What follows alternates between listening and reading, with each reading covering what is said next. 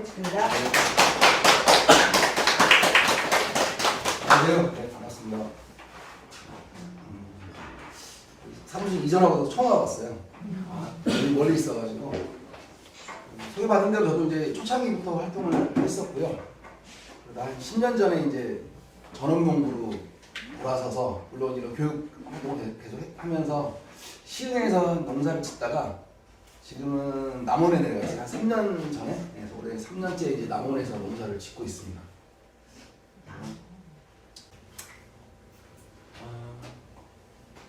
이건 뭔지 아시겠죠? 그림 보면 광합성. 예. 농사가 잘 되고 안 되고는 얘한테 달려있죠. 결국 날씨, 태양, 햇볕에 달려있어요. 광합성. 이건 길게 설명 안 할게요. 이건 뭐 학교 교과서에도 있고 다 아는 거잖아요. 물과 햇볕을 받아서 거기서 뭐 필요로 하는 뭐 당분을 만들고 해서 그게 결국에 식물이 자라는데 반드시 필요한 양분은 다 광합성으로 만드는 거예요. 꼭 필요한 것. 그 외에 이제 자기 생육하는데 필요한 것들은 우리가 이제 퇴비를 주거나 거름을 주거나 비료를 주거나 해서 추가로 주는 것들이죠. 광합성 하는데 제일 그래도 중요한 거는 햇빛이잖아요. 그리고 또 하나 햇볕만 있으면 안 되잖아요. 오늘 날씨 좋은데 오늘 같은 날 광합성 잘 되겠죠. 근데 날만 좋으면 날씨 좋다고 오늘 광합성 잘 되겠냐고 넉넉히 앉아 있으면 안 되겠죠. 뭘 확인해야 돼요? 밭에 가서 물이 적절한지. 물 없으면 안 되잖아요. 햇빛만 주고. 반대로 뭐 그렇죠. 어쨌든 물은 가장 중요해요. 작물 키우는데 광합성. 그래서 물. 저 같은 경우도 물을 기준으로 항상 살펴요. 작물을. 물이 많은지 적은지. 물을 끊임없이 써야 되는 거니까. 오늘 같은 날은 잘 되죠. 물도 적절히 오는. 어제도 비가 잠깐 온 것 같기도 하더라고요. 근데 비 왔다고도 안심하면 안 돼요.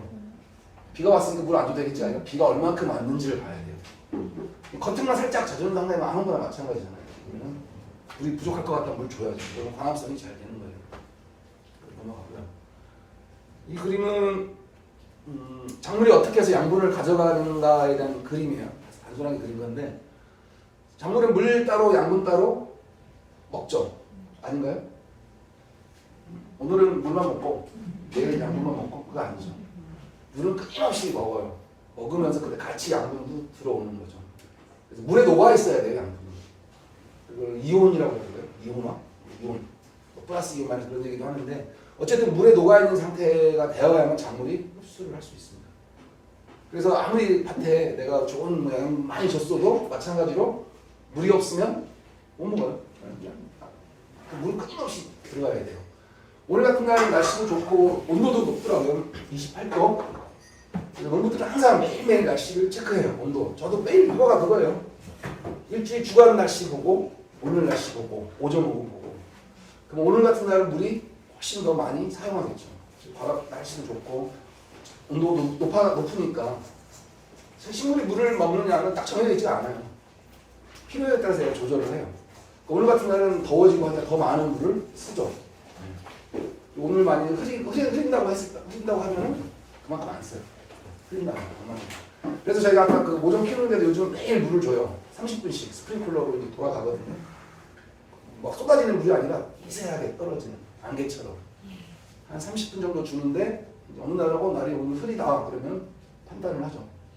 안 주는 게 안 줘도 되겠다. 그 날 안 줘요. 그리고 어느 날은 10분만 줘도 될 것 같아요. 10분만 줘도. 그러니까 그걸 상황에 따라 조절을 하는 거예요. 아니 그러면 뭐 매일 주던 물을 오늘 흐리다고 뭐 또 줘도 되는 거 아닌가? 굳이 왜 안 주지? 이렇게 생각할 수도 있는데 작물은 항상 물을 필요로 하지만 자기가 필요한 만큼만 있는 게 제일 좋아요. 필요한 만큼만. 오늘 필요한 만큼만 내가 가져가고 내일 또 들어오고 하면 제일 좋아요. 근데 물이 내가 필요한 만큼 이상 있으면은 안 좋아요. 작물이 성장하는 필요한 게 물은 필수로 있어야 되지만 또 반드시 필요한 게 속에 산소도 있어야 돼요. 산소. 뿌리곡도 해야 되거든요. 그래서 속에 산소가 부족하면은 또 생육에 지장을 받아요. 잘 안 되는 거죠. 그리고 너무 과하게 물이 있으면 병이 들어와요. 병이 들어올 수 있는, 병이 발생할 수 있는 환경이 만들어집니다. 그래서 물 관리가 정말 중요한 거죠. 제일 중요하게 보는 게 물 관리예요. 물 관리. 그리고 어쨌든 작물은 끊임없이 물을 가져가면서 양분도 가져간다는 거. 그러니까 이걸 적절하게 조절해주는 게 농부의 역할이죠. 그러니까 우리가 농사는 하늘이 짓는다 이런 얘기 하잖아요. 동업자는 하늘이 도와야 된다. 그건 맞는 얘기예요. 날씨는 사람이 어떻게 할 수가 없잖아요, 제가. 대신에 사람이 할 수 있는 건 물을 적절하게 조절하고 하는 건 사람이 할 수가 있잖아요. 부족하면 주고, 너무 많으면 빼주고. 물 주는 건 어렵지 않을 것 같은데, 물이 너무 많다고 생각이 들었을 때 물을 어떻게 뺄까요? 밭에다가. 무슨 뭐 양수기 갖다 놓고 못하고 빼버려야 되는? 그건 어렵죠. 물을 빼는 방법은 뭐 어렵지 않아요. 배수로를 좀 더 파면 돼요. 이렇게. 두둑을, 뭐, 어차피 두둑은 만들어져 있다고 봤을 때, 비 오고 났더니 막 밭에 물이 찰랑찰랑하네? 그럼 그냥 가만히 있을 게 아니라 그 정도면은 얼른 가서 물을 빠질 수 있도록 물꼬를 튼다든가 흙을 더 파가지고 물이 한쪽으로 빠지게 해줘야 됩니다. 근데 그 정도의 밭이라 그러면은 근데 기본적으로 농사 잘 안 돼요. 비 온 뒤에도 막 물이 밭에서 철렁철렁한다? 그러면 원래 안 빠지는 밭인 거죠. 그런 밭들에서 작물도 잘 안 자라고 병 발생도 확률이 높아요. 실제로. 네. 그래서 하여튼 농사가 지면서 뭐 여기 흙 시간도 뭐 있을 것 같은데 거기서도 많이 중요하게 얘기하는 게 배수 이런 걸 거예요. 배수, 통. 일단 물이 안 빠진다는 얘기는 흙 속에 산소도 부족하다는 거잖아요. 네. 그래서 흙 속에는 적정한 산소와 적정한 물이 있었을 때가 작물이 잘 자랄 수 있는 조건이 되는 겁니다. 근데 그거 맞추기가 안 좋은 밭에서는 참 쉽지 않습니다. 저도 해보면은. 어쨌든 작물은 이런 과정을 통해서 물과 양분을 가져간다는 거. 그리고 가져간 물을 내가 다 먹기만 하나요? 필요하니까 이제 뭐 양분 그리고 물도 뭐 필요하니까 빨아들였을 텐데 그 물을 그냥 뿌리로 흡수를 해서 다시 밖으로 내보내죠. 그걸 이제 증산작용이라고 해요. 증산작용. 그래서 그 아침에 제가 하우스에 들어가면은 그 증산작용 하는 걸 볼 수가 있어요. 이렇게 이 끝에 동글동글하게 맺혀 있어요. 하우스 안에 있었으니까 이슬이 내린 거나 비가 내린 건 아니겠죠. 근데 근데 이제 그 물이 맺혀 있다는 거는 얘가 밖으로 내보내는 거예요. 하우스 안에 있다 보면 좀 답답하기도 하고 뭐 온도도 올라가고 하니까 이 물을 내보내서 자기가 살 수 있는 환경을 조절하는 겁니다. 쉽게 말하면 온도가 너무 높으면 온도를 낮추려고 물을 더 많이 밖으로 빼내요. 그래서 자기 몸을 식히는 겁니다. 근데 이 그림은 그 이해를 돕기 위해서 하는 건데 이거 밖에 있는 사진이에요. 마늘인데 이 맺혀 있는 거는 증산작용 나온 게 아니고 이거는 이슬 내린 거예요. 이슬. 그래서 증산작용을 노지에서는 보기 쉽지 않아요. 이슬이 내린 게 맺혀 있는데 하우스에서는 명확하게 보입니다. 쉬운 예로 우리 뭐 채소 같은 거 밭에서 수확하거나 뭐 장에 사가지고 집에 와서 돌아오면은 분명히 샀을 때는 내가 수확했을 때는 싱싱했는데 집에 와보면 시들어있는 경우가 있을 거예요. 여름철 같은 경우에. 그게 증산작용 하는 거예요. 얘가. 어디 놓고 오니까 덥거든. 온도 낮추려고 자기 몸속에 있는 물을 밖으로 다 빼는 겁니다. 빼내면서 얘가 시드는 거예요. 그런 채소 다시 또 물에 담그면 살아나죠. 다시 또 흡수하는 게 필요한 만큼. 그러니까 그런 아까 광합성 증산작용까지 이해를 하면 더 좋습니다. 그래서 오늘 같은 날 물 많이 쓴다고 그랬잖아요. 이거 하느라고 증산작용 하느라고 덥거든. 지금 정상 날씨가 아니잖아요. 4월에 28도까지 간다는 일단 얘도 뭔가 이상하네 하면서 더 물로서 자기 생활 환경을 만들어내는 거예요. 근데 만약에 증산작용 할 만큼 물이 없다 그러면 어떻게 되겠어요? 그냥 시들어요. 죽지는 않더라도 잎이 쭉 처지는 거예요. 그런 경우 아마 보셨을 거예요. 거기 밭에 가다 보면은 특히 잎이 큰 작물들, 뭐 호박, 오이들 보면은 잎이 쭉 쳐져 있잖아요. 물이 없어서 부족하니까 마음대로 못 쓰니까 일단 축 처지는 거죠. 그러다 기온이 좀 올라가면 밤에 다시 살아나잖아요. 그래서 저거가 처음에 저도 그런 거 이제 많이 봤죠. 보다가 실행했을 때 그 하우스에 오이 농가가 있어요. 한여름에 지나고 이렇게 보는데 잎이 다 짱짱하게 있는 거예요. 그래서 우와, 이 여름에 어떻게 하우스 안에서 뜨거운데 저렇게 짱짱하게 펴고 있지? 그래서 이제 들어가 봤죠. 들어가 봤더니 역시나 오이 키우는 밑에 비닐 밑에 물 호스가 점적 호스라는 게 있고 그게 쫙 깔려 있어서 물이 계속 나와요. 하루 종일. 물에 부었더니 하루 종일 물 준대요. 그러다 그 물이 막 쏟아지는 게 아니고요. 한 방울씩 떨어지는 거예요. 점적이라는 게. 그렇게 해서 이제 수분을 계속 공급해주는 하우스 안에서도 얘는 물을 지가 얼마든지 다 쓰는 거죠. 이게 잎이 짱짱하게 있는 거예요. 그래서 물이 부족한지 아닌지는 그 작물의 상태를 보고도 그렇게 알 수가 있고요. 또 아니면 흙을 보고도 알 수 있어요. 흙이 또 말라 있다 그러면은 마른 흙은 이렇게 보면 알잖아요. 그죠? 좀 파해본다고 하면. 그래서 그렇게 해서 이제 물 조절을 하는 거예요. 그러니까 물이 중요하다는 거예요. 광합성 증산작용. 이거 뭐 가는 거네. 예. 아까 얘기한 대로 물과 공기가 적절하게 있었을 때 작물이 가장 잘 자란다는 겁니다. 이 그림으로 표현하자면 물과 공기가 못 들어가면 이런 상태가 될 거고요, 그죠? 공기가 들어가면 좋은 상태가 되는 거고. 그래서 우리가 이렇게 농사 지을 때 밭을 갈거나 물론 텃밭 농사는 이제 삽으로 뒤집거나 하는 거, 큰 농사는 이제 트랙터로 뭐 여러 기계 써서 이제 뒤집죠. 그리고 막 뒤집고 두둑을 만들고 하는 것들이 다 어떤 거냐면 아까 얘기한 물과 공기가 잘 순환되도록 하기 위해서 그런 거예요. 그래서 한번 밭 갈아놓고 나면 부피가 커지잖아요. 부피가 커졌다는 얘기는 흙 속에 공간이 생긴 거죠. 공극이라고 하죠. 근데 이제 그렇게 해서 거기 끝까지 유지가 되면 좋은데 농사 짓다 보면은 비도 막 세게 내리고 뭐 하다 보면은 또 어떨 때는 내가 두둑도 밟고 가고 그러면 흙이 주저앉죠. 시간이 지나면. 그리고 또 물 공극이 또 사라지니까 한마디로 작물 생육에 좀 뭐랄까 불리하겠죠. 그래서 나는 밭 만들어 놓고 텃밭 농사할 때 밭 만들어 놓고 그 텃밭 위에 딱 두둑이 올라가서 그렇게 씨앗이 모여있는 거 보면은 아 저분이 왜 밭을 지는지 이해를 못했구나라고 생각을 하죠. 이해했으면 절대 그걸 밟을 일이 없잖아요. 그러니까 자기가 삽질을 막 해서 딱 이렇게 만들어 놓고 거기에 딱 올라가서 뒷걸음질을 막 심으면서 이해를 못하는 거예요. 그러니까 농사는 이해를 해야 돼요. 이해를 못하면 그냥 하나보다 남들이 하니까 하나보다 이렇게 가거든요.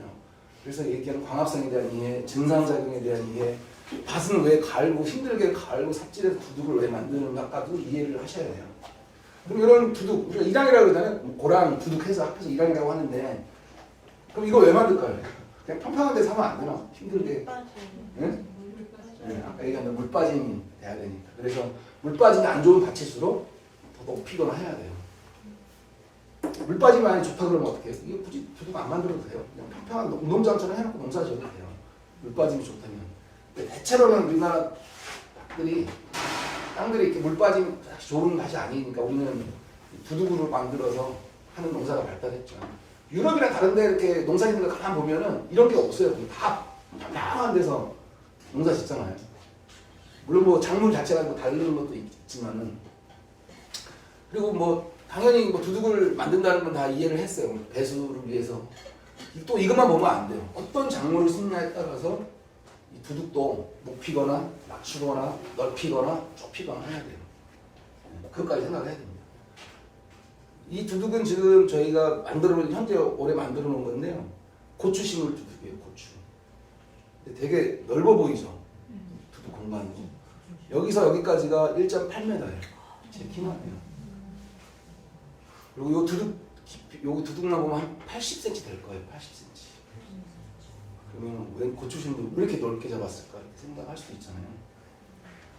고추 농사 잘하는 데 가보면은 대체로 이 정도로 만들어요. 두둑을 1.8에서 2m 잡고 두둑 높이도 하지만 폭도도 넓어요. 고추 농사 좀 안 된다 이런 밭에 가보면 보통 좁아요. 그리고 두둑도 짧고.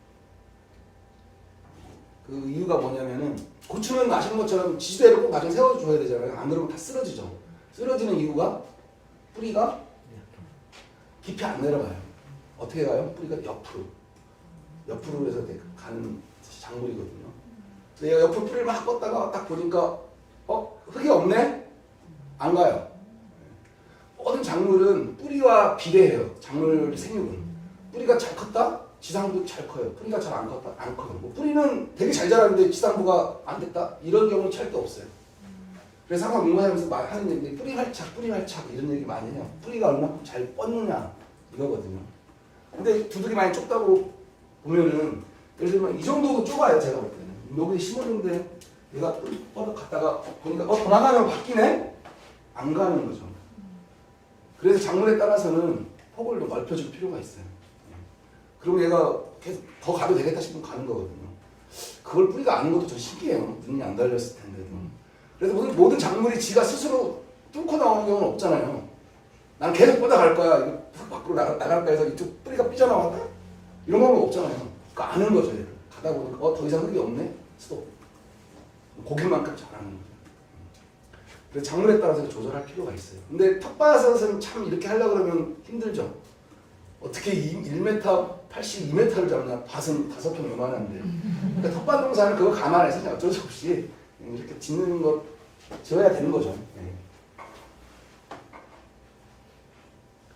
이렇게 하는 거예요. 예를 들면 우리가 상추나 뭐 대파를 심는다 그러면은 더 넓어야겠죠. 좁은 데다가 이렇게 심는 거고요.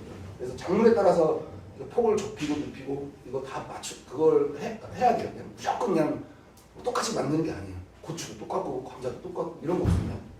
그런 것까지도 이제 스스로 알고 하려면 알아야 될 게 많죠. 작물의 특성도 이해해야 돼. 이 작물은 어떻게 자라는 특성이 있는지. 그거는 뭐 공부할 수밖에 없어요. 공부도 하고 열심히 또 농사는 경험으로 해서 이제 배워야 돼요. 농사는 제가 해보니까 뭐 사람들이 많이 물어보는 게 그런 거예요. 가끔씩 듣는 얘기가 농사 몇 년이나 했어요? 있잖아요. 그러니까 10년 정도 넘은 것 같은데 누구는 뭐 30년 했는데 경력이 별로 중요하지 않죠. 경험. 똑같은 경험을 30년 하면은 그 1년 하는 거랑 똑같은 거 아니에요? 똑같은 경험의 반복이. 농사가 가만 보면 반복이에요, 해마다. 근데 농사 잘 짓는 사람들은 해마다 뭔가 변화를 줘요. 생각을 하는 거죠. 이렇게 하면 더 잘 되는 거 아니야? 그런 생각이 들기 시작하잖아요? 그럼 내가 이제 농사를 좀 알게 되는 거예요. 아, 내가 이제 농사를 좀 뭔가 알고 하는구나. 그러니까 뭔가 변화를 주려고 그러고 생각을 한번 하는 거거든요. 그걸 모르면은 해마다 똑같이 가는 거죠. 아니면 남들이 하는 말을 제가 잘못해서 그래요? 그렇게 이렇게 하는 거예요. 남들이 하거나 제가 하는 말도 이해를 해야 돼요. 아니면 참고만 해야 돼요. 아, 저 사람이 이렇게 하려니까 이렇게 가야 되나 보다 이게 아니라 생각을 해야 되는 거죠. 그런 생각이 들면은 그 사람은 이제 내가 좀 아는 거예요, 농사에 대해서. 그래서 다양한 경험을 주고요. 좋은 경험, 농사 잘 된 경험도 공부가 되고 안 된 경험도 공부가 돼요. 근데 그거가 잘 되고 안 되고도 몰라. 그냥 넘어갔어. 그러면 이제 흔히 말해서 주먹구구 농사가 되는 거예요. 어느 해는 잘 나오고 어느 해는 안 나오고 이렇게 가는 거예요. 원인을 알면은 그거에 대해 맞게 처방을 할 수가 있거든요.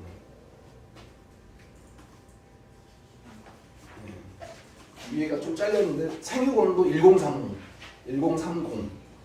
이건 그거예요. 온도 최저 10도, 최고 30도. 대체로 밭작물들은 10도에 30도 안에서 생육을 해요. 그 중에 가장 좋은 온도는 한 중간쯤이겠죠. 20도 내외. 물론 이것도 작물에 따라서는 달라져요. 이건 양파인데 양파 같은 경우는 보통 월동을 하죠. 그러니까 되게 추위에도 강하고 뭔가 좀 선선한 날씨에 잘 자라는 작물이라는 걸 알 수 있어요. 그죠?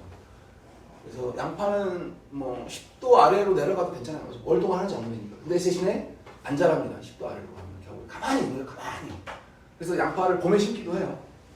저 같은 경우도 막 2-3개씩 양파를 작년에 심어놔가지고 어떤 분은 4-5개씩 심어놨어요. 그래서 다시 뽑아서 4월 초에 뽑아가지고 또 나눠 심었어요.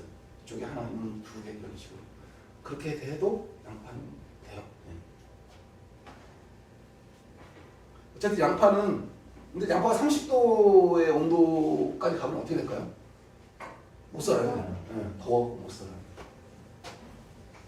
참고로 양파는 여러 개로 덮여 있잖아요. 그래서 뭐 양파 껍질 벗기든 뭐 이런 얘기 하는데 잎 하나가 양파 한 겹. 만일 10개면은 한 10겹? 그렇죠. 근데 10겹은 아니고 한 2개 정도는 아마 가운데 심 쪽에 나오는 역할이라서 한 잎이 12개다 그러면 한 10겹 정도 될 거예요. 그 얘기는 뭐냐면 나중에 양파 잎을 세어보면 아 얘가 어느 정도 크겠다는 걸 알 수가 있어요. 8개하고 10개하고 크기가 다르잖아요. 그렇죠? 마늘 한쪽은 어떻게 돼요? 잎 하나. 그런 것도 알고 하면 재밌어요. 그래서 어떤 요 온도 안에 있는 게 가장 좋다. 그래서 아까 제가 모종 얘기했는데 모종도 10도 이하로 떨어지면 고추한테는 치명적이에요. 냉해 입는다 그러죠. 어쨌든 요 안에서 자라기 때문에 항상 온도에 민감하게 보셔야 돼요. 저는 밭에다가도 이렇게 온도계를 하나 갖다 놔요.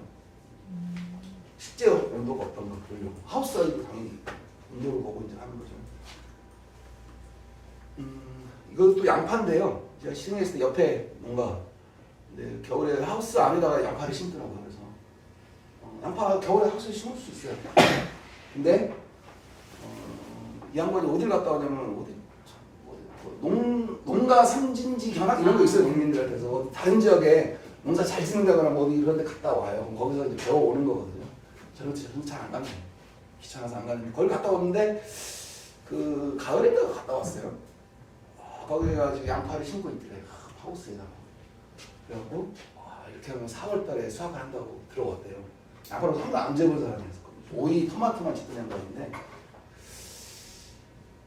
근데 4월에 양파 수확하나요?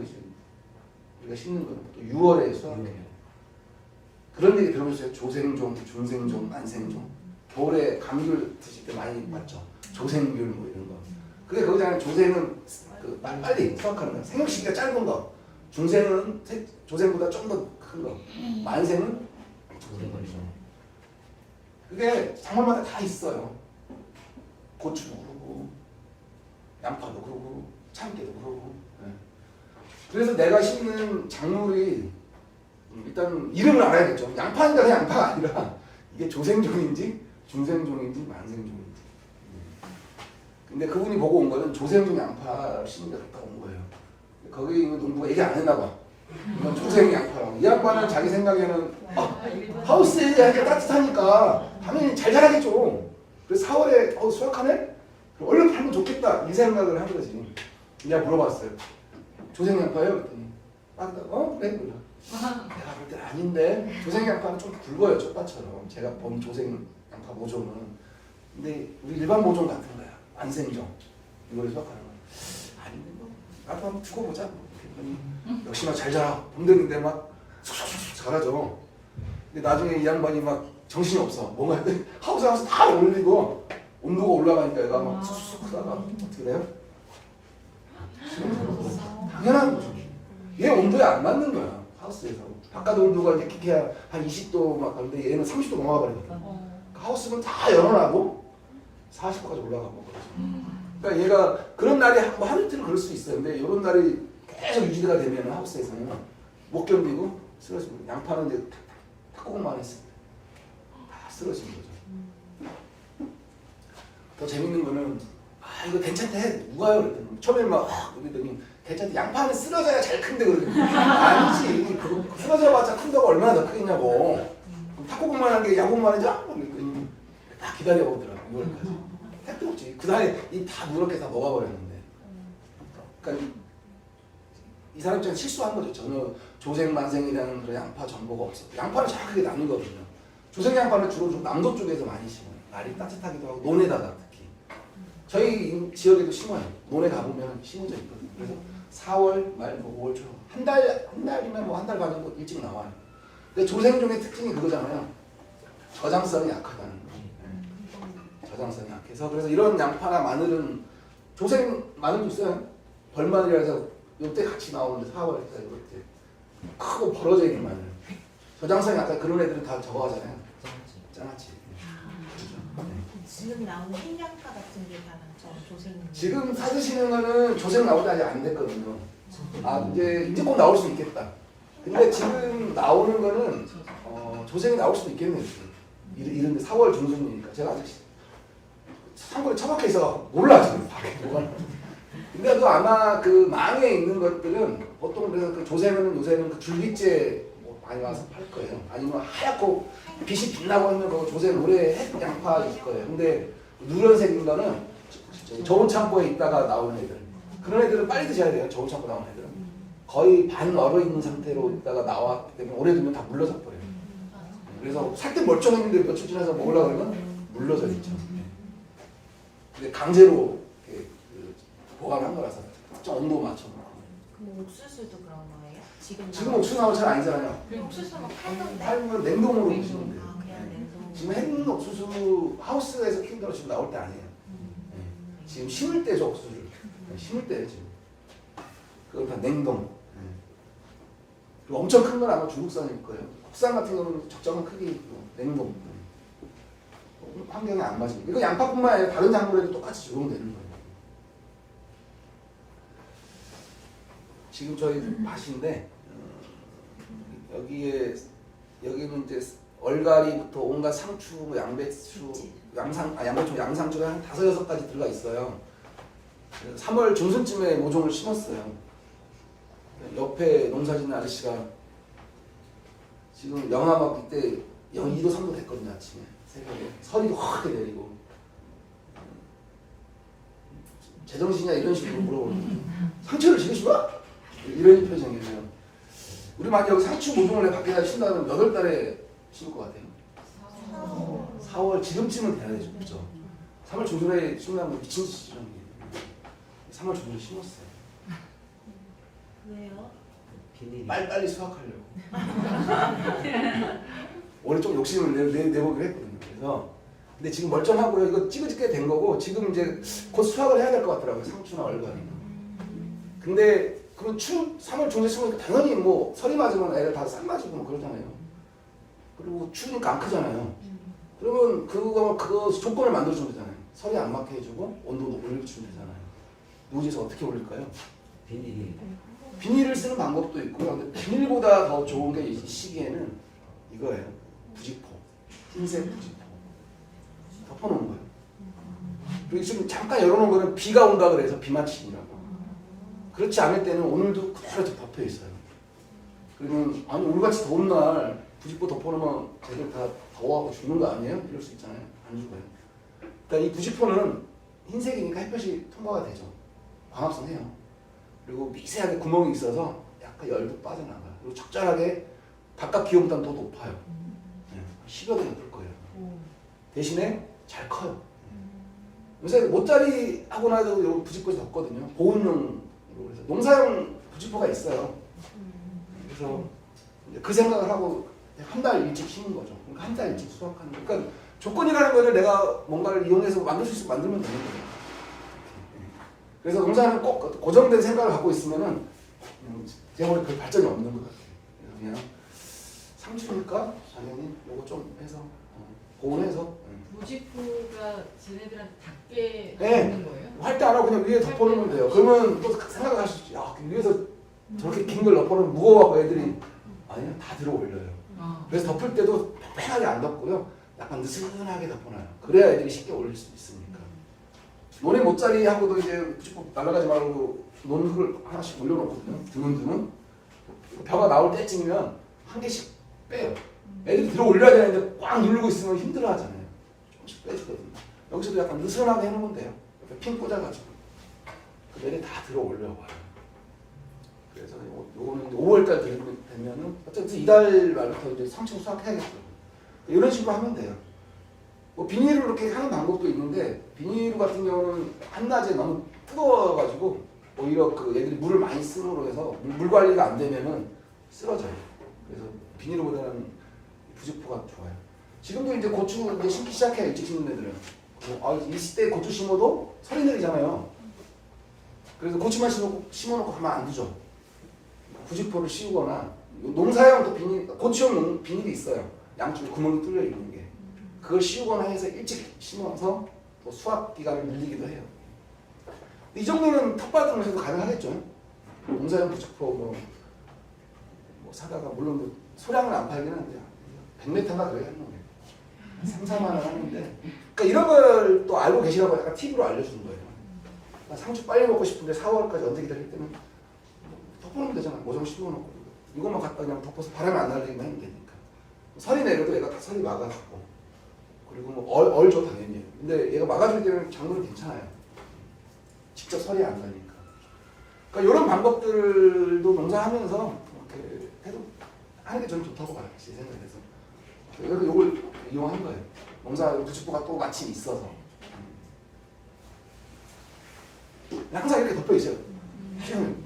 비 온다 그러는데 비 맞추려고 이렇게 열어주고. 물론 이렇게 놔둬도 비 맞아도 비는 들어가는데 암만 해도 비 맞으면 무거워지니까 작물이 좀 힘들어할까 그때는 열어놓는 거예요. 충분히 또 물도 필요하니까.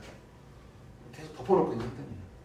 이렇게 해놓으면 또 어떤 장점이 있냐면 벌레 피해도 없거나 완전히 줄어들어요. 그리고 저희 요 밭에 매일 고라니가 내려와요. 고라니 IQ를 알겠더라고요. 여기 살짝 벗겨진 데가 있어요. 이게 두 개를 이어서 하다 보니까 살짝 고기만 뜯어 먹었어요. 그러니까 요걸 열면은 상추가 어마어마하게 있다는 걸 모르는 거죠. 그러니까 그 고라니 피해도 막을 수 있겠더라고요. 그까지 제가 생각을 못했는데 그리고 벌레 피해도 없어요. 요걸 덮어놓으니까 이놈들이 몰라서 그러는 거예요. 근데 요 사이에 5월달 되면은 요 사이사이에다 생강을 심을 거예요. 다시 밭 안 갈고 사이사이에. 근데 이거 상추랑 이런 걸 좀 간격을 좀 넓게 하려고 했는데 그 다람쥐한테 시켰더니 그냥 되는 대로 학하기로 내버렸더니 좀 뻑뻑하긴 한데 좀 솎아내고 심을 거예요. 생강. 그걸 농사에 뭐라 그래요? 사이시키라고 그러나요? 다른 작물에다 사이. 그 재밌어요 사진 찍기. 그래서 올해 고추 심고도 두둥 밑에다가 양배추, 브로콜리, 양상추 이런 거쭉 들어갈 거예요. 올해 생산량을 늘려보려고 같은 땅에. 네 그렇습니다. 그리고 생강 집어넣어놓고 생강 심어보신 분 계신가요? 네. 잊어먹지 않아서 생각 심었다. 생각을 심었는지조차도. 네. 잃어버- 가장자리에다가. 가장자리에다가 어떤 분은 생각을 심어놓고 뭐가 삐쭉 올라오길래 왜 풀리냐고 이렇게 뽑았대요. 뽑고 나니까 생강이었구나. 내가 생강을 심었네. 왜 그랬을까요? 그분? 진짜. 쌀이 올라오는데 한 달 이상 걸려요. 한 달 이상. 속 터져요. 잊어버릴 수 있어요. 그래서 이제 5월에 심으면 6월 초나 빨라야 6월 초에나 쌀이 겨우 올라올 거거든요. 그때 되면 여기 심었던 애들은 다 끝나요. 다 걷어내야 돼요. 그 양상추고 유월이면. 그럼 걔들이 이제 뿌리째 뽑아서 다 뽑아내면은 이제 여기다가 비닐도 걷어내고 낙엽으로 확 덮을 거예요. 그러면 원래는 생각만 심을 계획이었는데 이만큼의 채소 수확을 한 거죠. 한 3,000개 되려나? 뭐좀 심었는데. 먹기도 하고 팔기도 하려고. 생강은 뭐 도시농업 쪽에서는 비닐 잘 안 쓰긴 하지만 생강은 원래가 아니죠. 원래라고 하면 안 되죠. 생강은 비닐로 멀진 안 합니다. 일반적으로.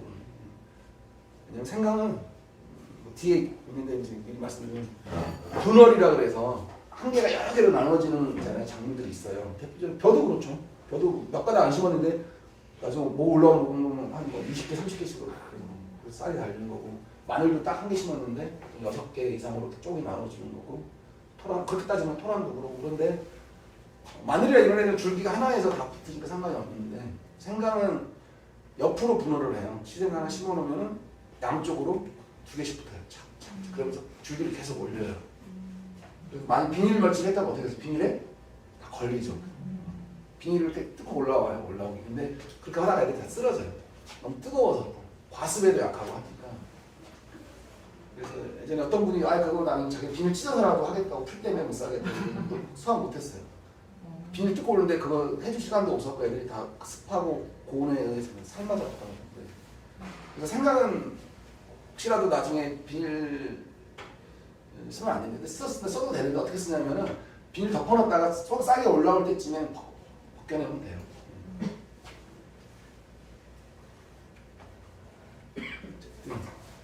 네. 이거 뭔가요? 감자예요, 감자. 지금 이제 감자 싹 올라오고 저희도 지금 꺼내주고 있어요. 올라오다가 제대로 이렇게 심었는데 바로 올라오면 되는데 이놈들이 옆으로 삐지는 놈도 있고 비닐을 뜯고 올라오다가 찢어주고 안 찢어주면 요즘 같은 날씨에는 뜨거워서 녹아버려요. 얘도 녹은 건데 얘는 뜨거워서 녹은 게 아니라 냉해. 감자는 보통 3월 말 보통 그렇게 심어요. 빨리 심으면 3월 초에 심는 지역도 있고 또 심는 방법에 따라서는 또 일찍 심기도 해요. 보온 비닐 같은 거 이용해서 심기도 하는데 일반적으로는 보통 3월 말쯤이 잡히죠. 근데 4월까지도 제가 이제 서리가 내리고 5월 초에도 막 내리거든요. 된설이 맞으면 이렇게 확 삶아져 버리죠. 얼었다가 녹으면서. 그럼에도 심어요. 아니 설이가 안 나오는 시기를 피해서 심으면 되는 거 아니야? 굳이 3월 말에 심을 때 4월 말쯤 심으면 되는 거 아니야?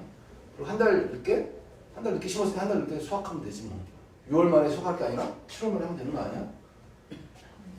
근데 그렇게 해면 될까요? 왜 안 돼요? 네? 비 오고 왜 6월 말에 감자를 수확할까요? 장마가 오고 하고 날씨가 또 더워지잖아요. 근데 7월 말이면 더 더워지겠죠. 그리고 감자도 서늘한 기후에서 자라는 작물이에요. 온도가 30도 이상 넘어가면 안 자라고 막 쓰러져요. 그래서 그 6월 말에 막 캐려고 하니까 우리 기후가 그러다 보니까 계산해 본 게 이제 3월인 거죠. 설이를 맞더라도. 근데 감자는 설이 맞아도 다시 나와요. 나오는데 좀 생육의 영향을 받는 거죠. 다시 잎을 키워야 되니까.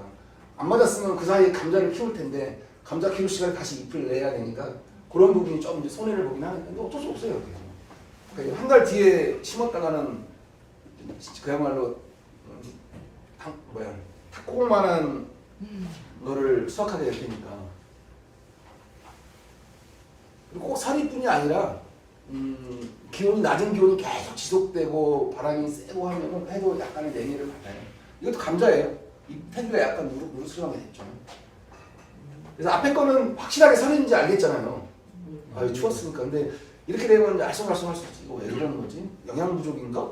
할 수도 있는데 뭐 감자 심은 지 얼마나 됐다고 영양 부족이 오겠어요. 그죠? 그래서 뭔가 작물에 이상이 징후가 보이기 시작하면 얘들 말은 못하지만 보여줘요. 다. 그걸 빨리 이제 이렇게 봐야 되는데 근데 농사 처음 하는 분들은 안 보여요. 그리고 누가 얘기해줘도 안 들려요.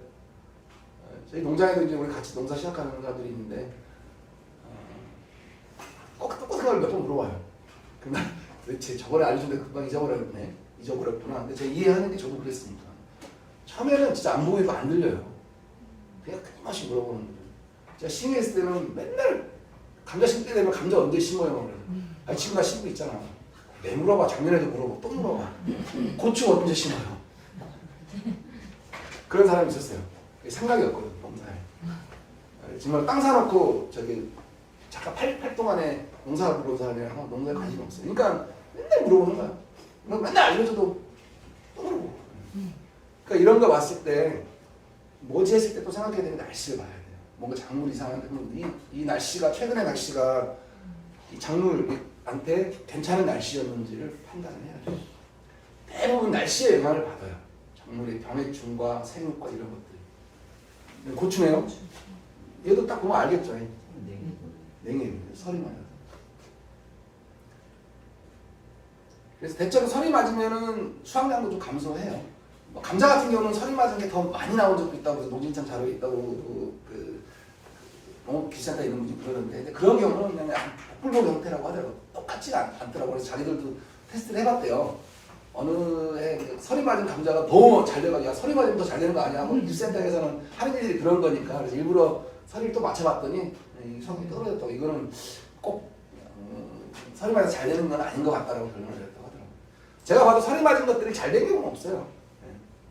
치명타를 입은 건데 많이 안 달린 단호박인데 아까 감자를 냉해였었잖아요.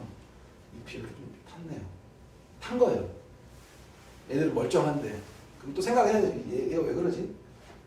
생각해야 되는데 이게 안 보여요. 원래 비닐구가 씌워져 있었어요. 단호박이 뜨거워가지고 이쪽이 탄 거예요. 그래서 아마 이쪽으로 물이 적절하게 갔는데 물이 좀 부족했던 것 같아요.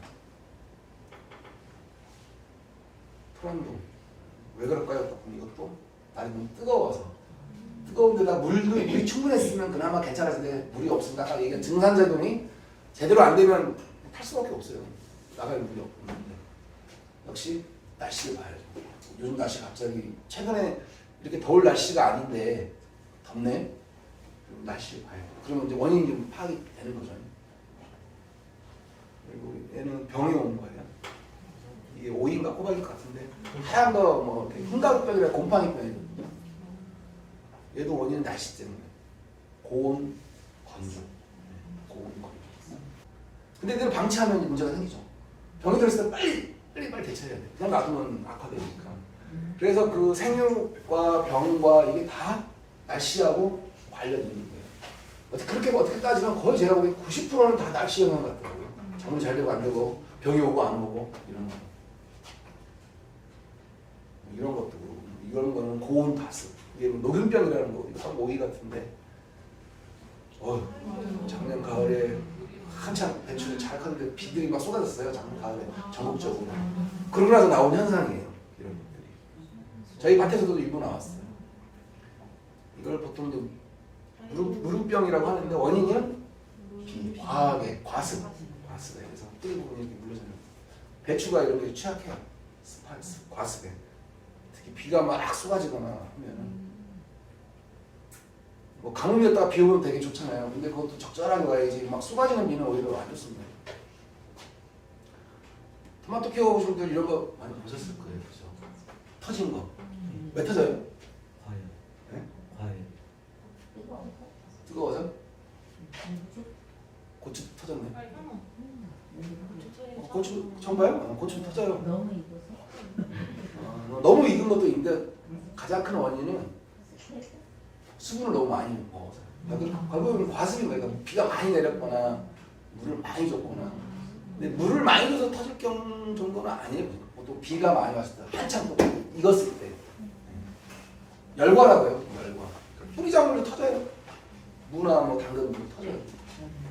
열거라고 하는 거예요. 그러니까 이게 무슨 병 걸려서 이런 게 아니라 터진 게 많다. 그래서 그 노지에서 키우는 분들은 장마철에 비 오고 나면서 가보면 저런 게 있을 거예요. 그러면은 분명히 저거 터졌을 때는 비가 왔을 거예요. 비가 많이. 하우스에서 토마토 재배를 많이 하는데 하우스에서도 터져요. 하우스도 습해요. 거기 물 주고 막 하니까. 고추도 터져요. 많이 먹으면. 특히 익은 놈들이 잘 터져요. 안 익은 애들은 잘 안 터져요. 단단하거든 좀. 이거 양파네요. 저희 최근 농장 하니까 구부러졌네요. 구부러지고 그러니까 뭐 곰팡이도 피고. 그러면 이제 이런 일이 생기면 또 얼른 판단을 해야죠. 이게 왜 그런가. 그러니까 작물마다 잘 걸리는 병들이 있어요. 양파는 이제 녹균병이라고 해가지고 이런 증상들. 구부러지고 막 이렇게 타원형으로 반점이 뭐가 수놓고 물러놓은 것처럼 그런 게 생기고 잎이 막 꺾이고 그리고 곰팡이 생기고 뭐 잿빛 곰팡이라고 하는 건데 약간 회색빛 나는 것들. 그러면 이것의 원인도 과습이에요. 과습. 최근에 비가 좀 많이 오고 물 빠지면 안 좋은 것이거든요. 그래서 제가 계속 얘기했잖아요. 병도 날씨하고 영향이 있다. 그래서 자기 땅은 알아야 돼요. 이 밭은 물 빠지면 좋다 안 좋다도 알아야 돼요. 그래서 물 빠지면 안 좋은데 내가 어쩔 수 없이 양파를 심을 수밖에 심었다고 했을 때는 딱 생각을 해야 돼요. 4월쯤에 이제 양파가 좀 크기 시작할 무렵에 비가 좀 자주 왔다. 그럼 병이 생기겠다. 그러면 병 보이기 전에 예방을 할 수가 있죠. 미리. 이것도 다 잡을 수 있는 병들이에요. 빨리 손을 써야죠. 그냥 방치할 게 아니라. 이것도 양파예요. 양파인데 그냥 이거 보시면 사람들이 대부분 병 걸린 거 아니에요 이렇게 생각할 수 있는데 이거는 사람의 과실, 저의 실수. 그래서 일부 양파가 남아서 조금 심어놓은 밭이 있어요. 여기도 녹균병이라는 게 와가지고 그냥 한 번에 잡으려고 조그만 분무기통 메고 아침에 갔더니 6시쯤 갔더니 그냥 좀 쌀쌀하고 서리가 살짝 내렸더라고요. 그래서 보니까 양파가 얼었어. 서리 내린 거 하니까 생각을 했어요. 얼었는데 이거 접수면 안 될 것 같은데 접은 적이 없거든. 그래도 또 호기심이 발동하는 거죠. 야, 이거 약해가 나오면 한번 해보자. 얼마 안 되겠다. 그리고 약해 입어도 다시 살아나요. 죽거나 망하는 건 아니거든요. 다시 생명이 좀 지연될 뿐이라서. 그래서 그냥 유황이라는 걸 뿌리고 왔어요.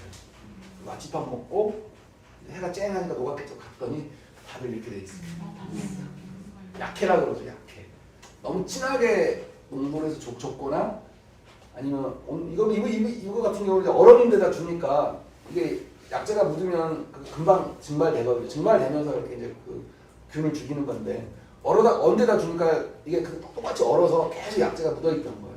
묻어있는 쪽에서 이제 계속 묻어있다 보니까 이렇게 약해 증상이 나온 거예요. 그래서 우리가 왜 너무 고온에 뜨거울 때 물도 주지 말고 당연히 뭐 약도 뿌리지 말고 그런 얘기 하잖아요. 이런 것 때문에 그래요. 그게 이제 꼭 그렇다는 건 아닌데 그래도 가능하면은 그 물 주거나 약을 뿌리거나 할 때도 그가 가장 효과가 좋은 때 뿌려야 효과가 있어요. 아무 때나 물 주거나 아무 때나 방지한다 그래서 효과가 있는 거 아닙니다.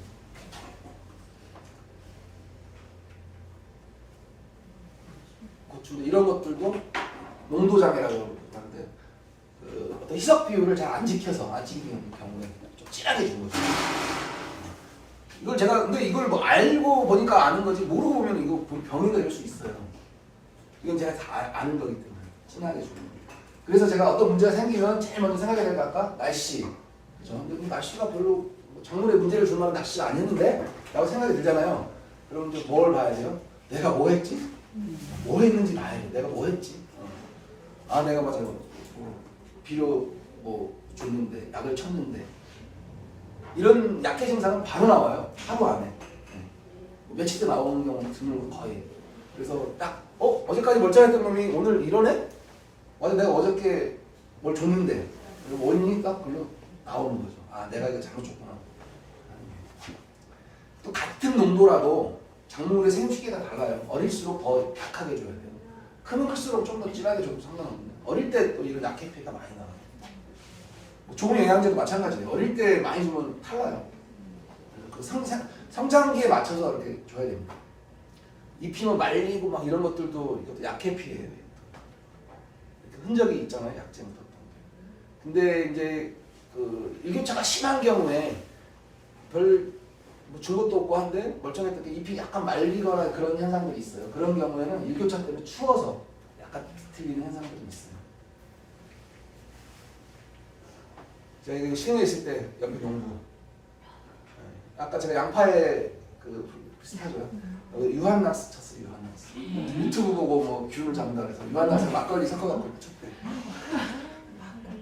그나마 생육 초기였으면 이게 회복이 될 텐데 다시 잎이 나와서 근데 거의 결구가 들어가는 시점에서 이렇게 하면은 결구 안 돼요. 끝까지 저도 지켜봤는데 결구 안 돼요. 이 상태로 그냥 머물러 있어요.